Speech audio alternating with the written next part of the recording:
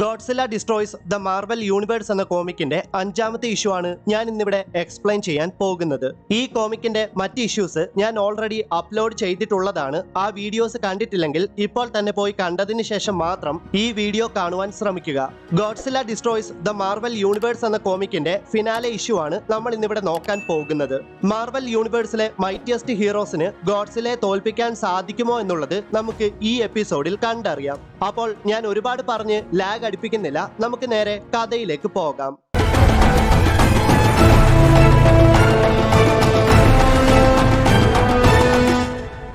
മണിക്കൂറുകൾക്ക് മുൻപ് ന്യൂയോർക്കിലെ ബാക്സ്റ്റർ ബിൽഡിംഗ് ഗോഡ്സില്ലയുടെ ആക്രമണത്തിൽ തകർന്നു പോയിരുന്നു. ആ സമയത്ത് അവിടെ ഉണ്ടായിരുന്ന സിവിലിയൻസിനെ രക്ഷിക്കാൻ ശ്രമിച്ചുകൊണ്ടിരിക്കുന്ന അയൺമാനെ ടീച്ചല്ല അഥവാ ബ്ലാക്ക് പാന്തർ കോണ്ടാക്ട് ചെയ്തിട്ട് പെട്ടെന്ന് തന്നെ വക്കാണ്ടയിലേക്ക് എത്താൻ ആവശ്യപ്പെടുന്നു. കാരണം ഗോഡ്സില്ലയെ നശിപ്പിക്കാൻ സാധിക്കുന്ന ഒരു ഭീമാകാരമായ ആർമർ ടീച്ചല്ലയ്ക്ക് നിർമ്മിക്കണം. അതിനു വേണ്ടിയിട്ടാണ് ടീച്ചല്ല അയൺമാനോട് വക്കാണ്ടയിലേക്ക് ചെല്ലാൻ ആവശ്യപ്പെട്ടത്.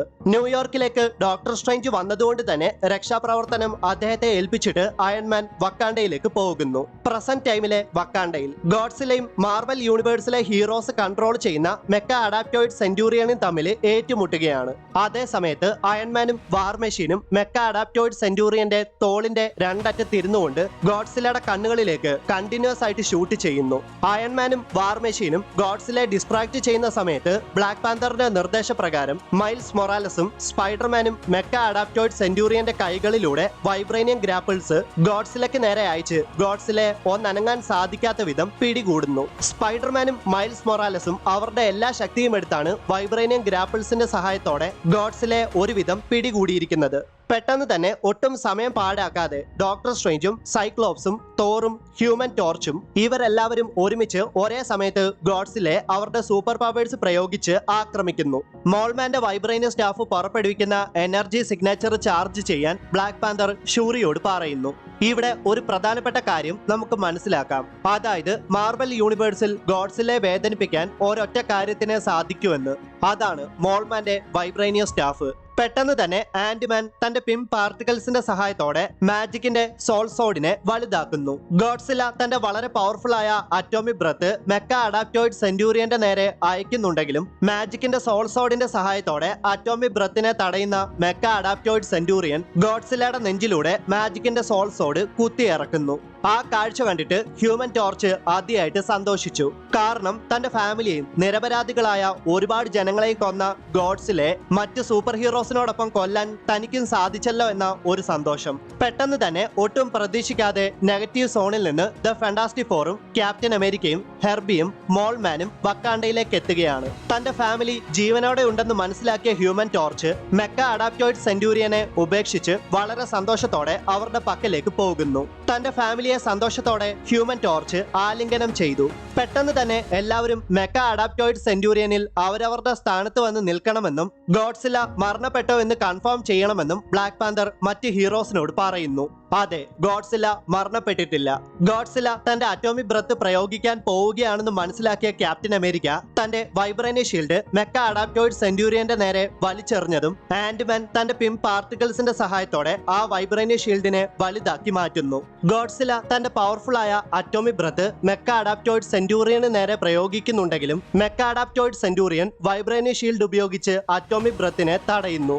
എല്ലാവരും വേഗം തന്നെ മെക്ക അഡാപ്റ്റോയിഡ് സെന്റൂറിയനെ ഉപേക്ഷിച്ച് പുറത്തേക്ക് പോകാൻ ബ്ലാക്ക് പാന്തർ ആജ്ഞാപിക്കുന്നു.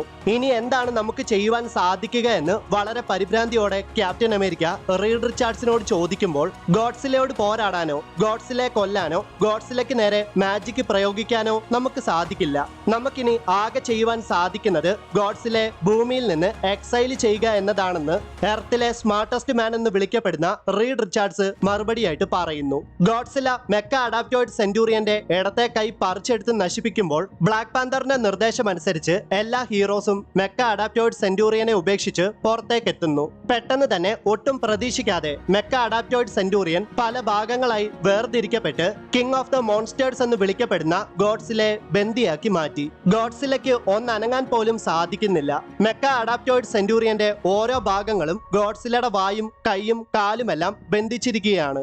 റീഡ് റിച്ചാർഡ്സിന്റെ നിർദ്ദേശപ്രകാരം doctor strange crimson bands of Cyttorak ഉപയോഗിച്ച് ഗോഡ്സില്ല ഗോഡ്സിലെ വളരെ ശക്തമായിട്ട് ബന്ധിക്കുകയും മാത്രമല്ല ക്രിംസൺ ബാൻസ് ഓഫ് സിറ്റോറാക്കിനെ തോർ തന്റെ മ്യോൾനിയറിൽ ചുറ്റി വീണ്ടും കണ്ടുമുട്ടാമെന്ന് പറഞ്ഞിട്ട് തോർ ആകാശത്തേക്ക് വലിച്ചെറിയുന്നു.